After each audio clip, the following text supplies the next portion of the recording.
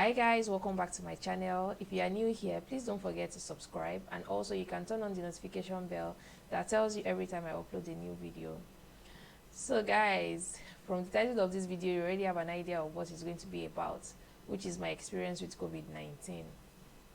So one of the reasons why I'm sharing this video, one of the major reasons why I'm sharing this video is just to share my experience, number one, and also to encourage somebody that is probably going through that same thing right now, or you know somebody that is going through it, and just let you know that you are not alone and it's not a bad thing. Let me put that there, because some of us are scared of the stigmatization that might come with it, but trust me, there's no stigmatization coming with it. It's just like malaria, just like typhoid and things like that. I was home throughout that period, and I just want to share some of the things that I did apart from what my doctors did, you know, to help me get better. I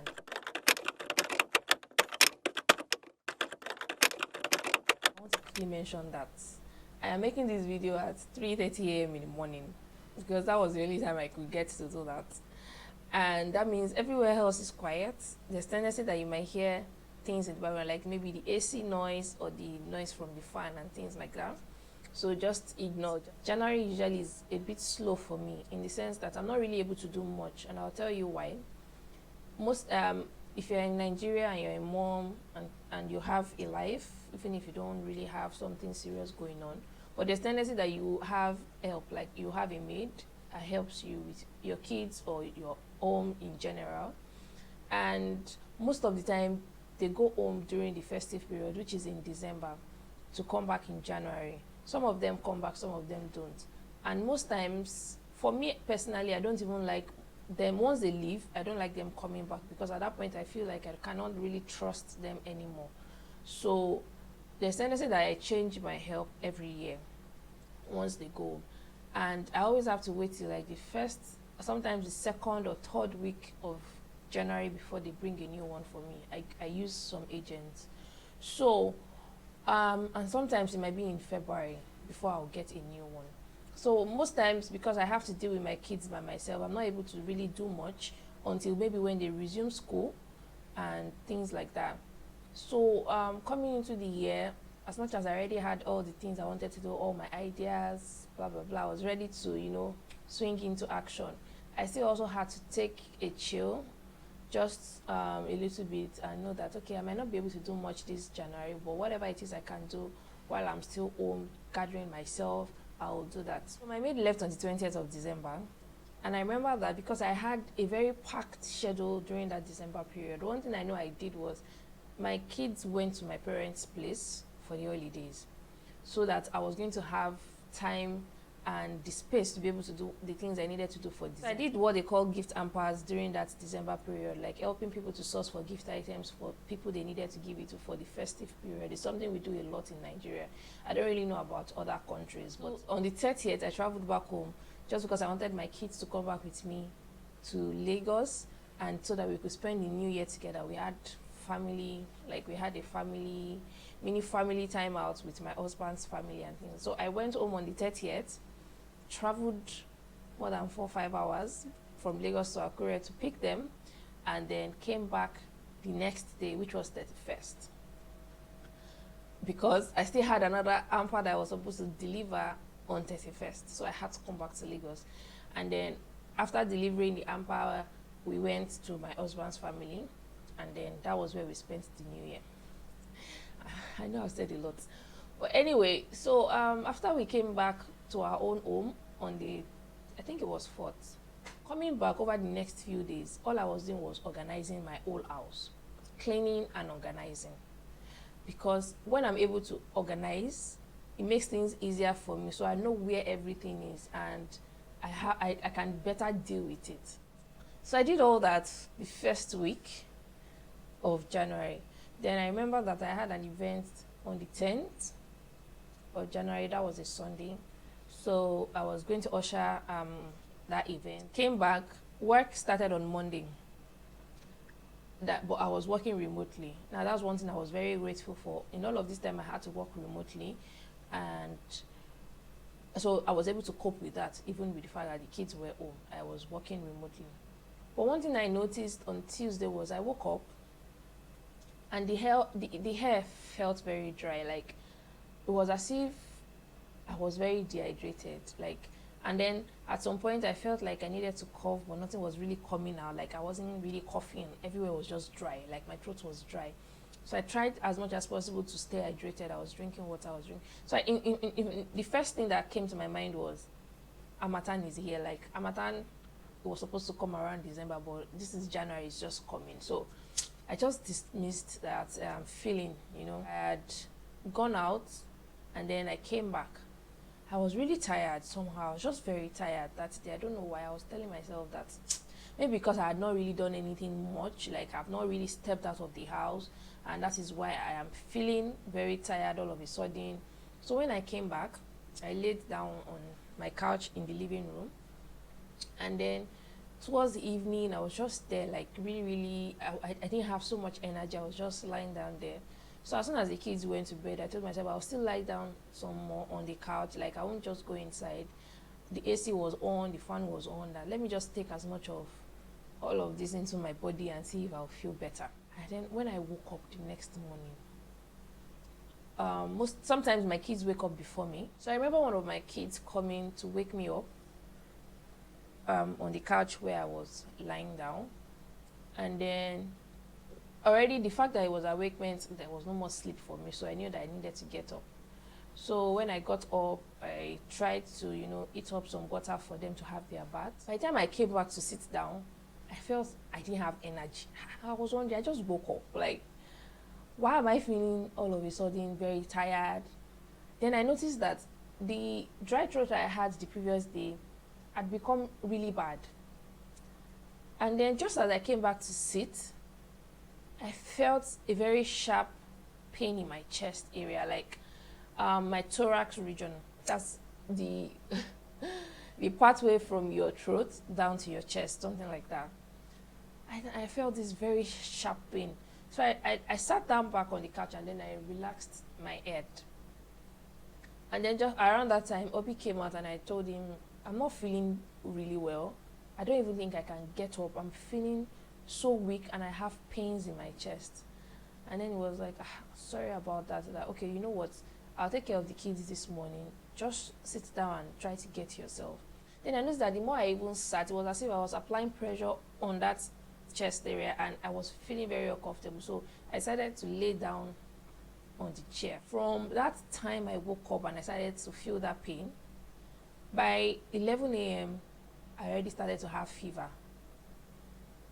Like, it was so bad that I started to wonder, like, do people just get sick out of the blues? Like, yes, I know I was feeling funny yesterday, but not like right now. I can't even do anything. I can't get up. I can't do all of that. So I laid down for a bit to see if I was going to feel better. And then at some point, I got up to have my own shower and get dressed, and then I went back to lie down. The moment I went back to lie down, after I had my bath, with the way I was feeling, already I could sense it was COVID, because I usually don't fall sick, and I knew that something was just really wrong for me to be feeling this way and to be feeling all this pain. I was in pain in the whole of my chest region. I could not sit down. I could not walk. I didn't have the energy to walk, and then I had this very high fever. So the first thing I did was to call a friend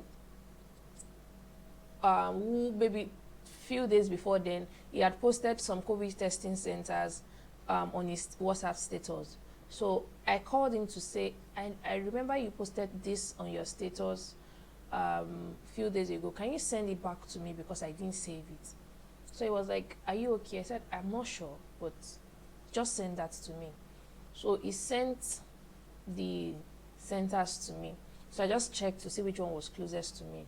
Immediately he told me, if you are not feeling good, try and get this, which was zinc, get vitamin C, and get, I think, vitamin D or something like that.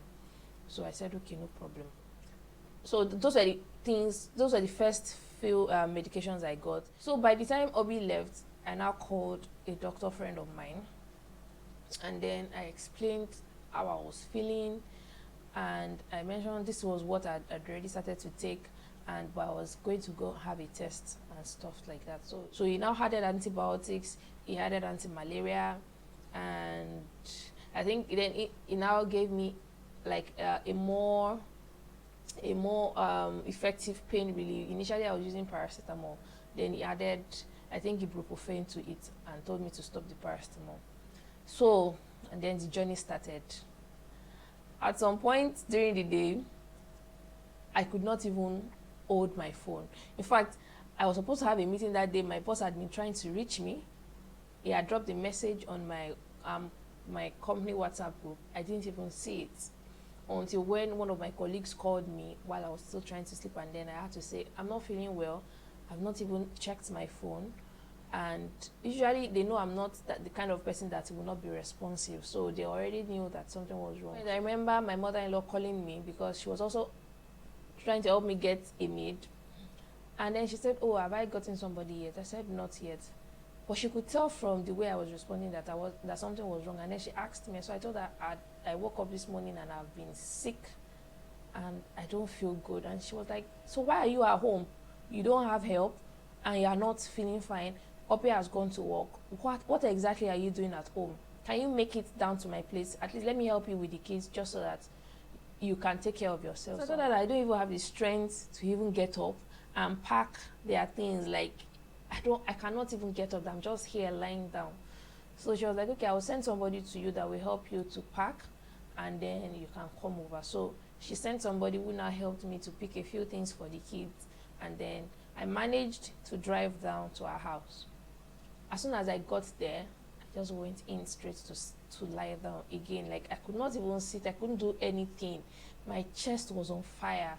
My head was on fire. God. Okay, let's continue. That was day 1. By day 2, the fever continued, the pain in the chest continued. One of the doctors that was treating me, because trust me, I had like 3 doctors, was somebody that had dealt a lot with COVID patients, and so he already told me whether you go for the test or not, just start taking this drug, because these are the drugs that they will still give to you if you eventually test positive for COVID. So just start to take the drugs. So I was taking it. By that next day, I had called my parents. My mom had told me of a particular home remedy that involved bitter Kola, tom-tom, and water. So it was more of me grating the bitter Kola and then putting it inside drinking water with tom-tom and then taking it occasionally. Don't forget, I said I had cough. I was also using cough medication. And then I started the steam inhalation therapy. Morning, afternoon, night. Morning, afternoon, night. I'm going to insert maybe short clips, videos, or maybe pictures of some of the things that I experienced during that time. I'll just put it somewhere on the screen. So, and then don't forget, I said I was staying with my mother-in-law. She's a bit elderly, so they had to start her on those drugs too for preventive measures, basically. Forwarded the message from the doctor to her. I also called my husband to tell him, please tell your mom this is what the doctor said and things like that. Obi at this point would just come in maybe in the morning and then maybe in the evening and go back home. But I was just by myself in the room, self-isolating already. Friday evening, that was day 3.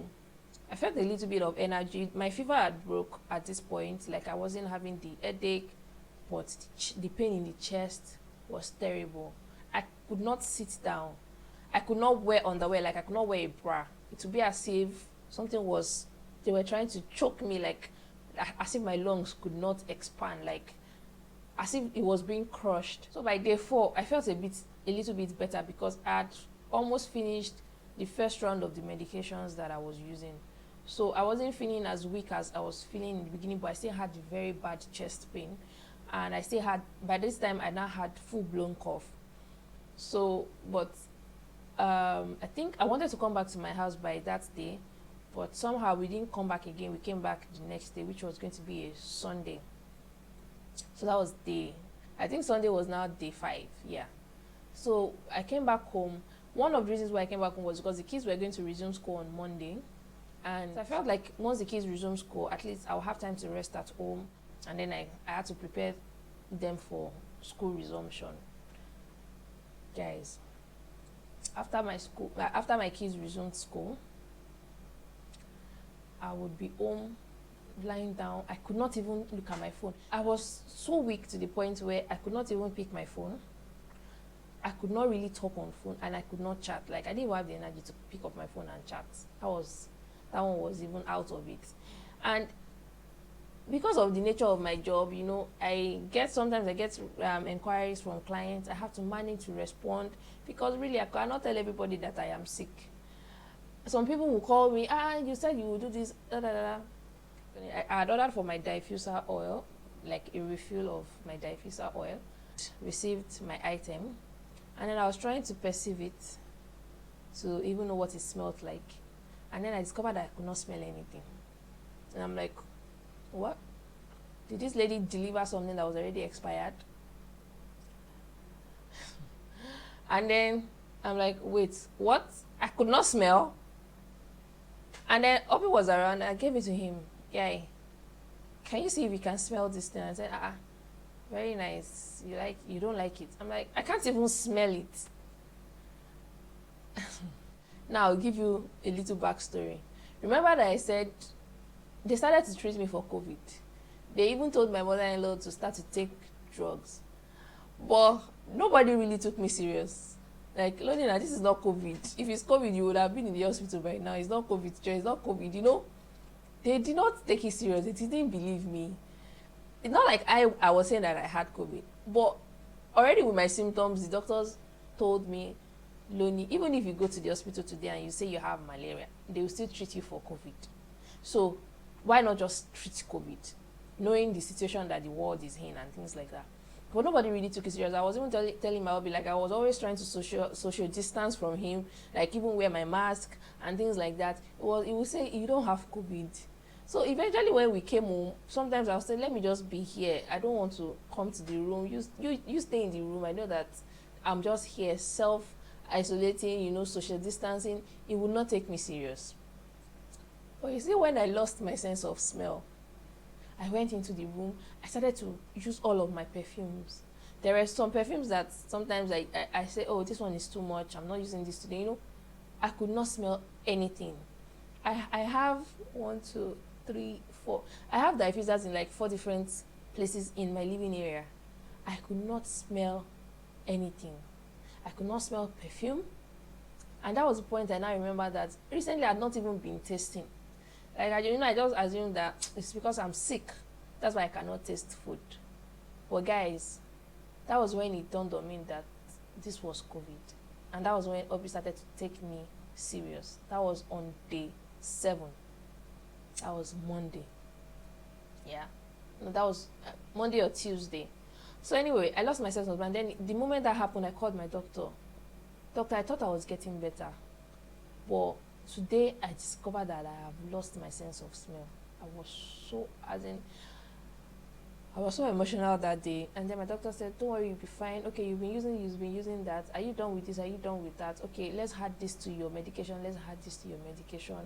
And this you will take for another 3-4 days, and you should feel fine. And so I started another round of medications, and I made sure to take my medications. Now, these medications were different from the home therapies I was doing. I was doing the usual ginger, the garlic, you know, those ones.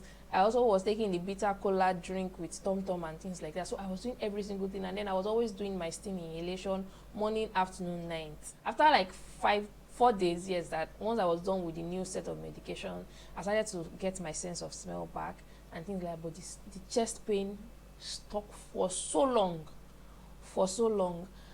All of this happened in the space of 2 weeks, guys. 2 weeks. And for 2 weeks, I would wake up every day.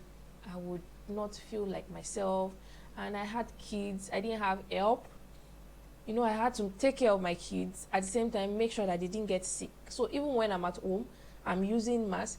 My kids, I had to put my kids on some medications too. Like, I had to put them on supplements and, you know, just so that they will not get sick. I know they say kids don't get COVID, but kids can get cough, you know. So I didn't even want them to get cough and whatever I said. Then I also didn't want them to get anything I had and take it outside because they had now resumed school, you know. So, guys, this is just to say that COVID is real. And I know a lot of people had it. Some probably did not show symptoms. Those are the ones they call the asymptomatic. And some don't even know whether they've had it or not. But the most important thing is, please take care of yourself. I used to use my mask, I sanitized often, I washed my hands regularly and things like that, but somehow I still got COVID. So I just want to say that just be careful out there. Just be careful out there, because sometimes even when you do everything you need to do, things still happen. And be very in tune with your body that the moment you start to feel funny, you eat it immediately. At some point, I even had to call one of my friends that was in the UK that took care of a lot of, she's a nurse, she took care of a lot of COVID patients. And once I told her this was how I was feeling, blah, blah, blah, she said, Loni, it's COVID. I hope you have started to take care of yourself. And I was like, oh yes, they are actually treating me for COVID and things like that. I just wanted to still get like a third opinion. Like, I'm trying to imagine if my own case was so bad that I had to be in the hospital. Like, I don't know how, I don't know if you guys have been following the fact that oxygen alone is pricey and you need more than one in a day. You know, why would you want to put yourself through all of that when you can just be safe and not even have to, need that service? Or even if you, like, would you not want to have money in your pocket rather than waste money on medical bill? Things like that.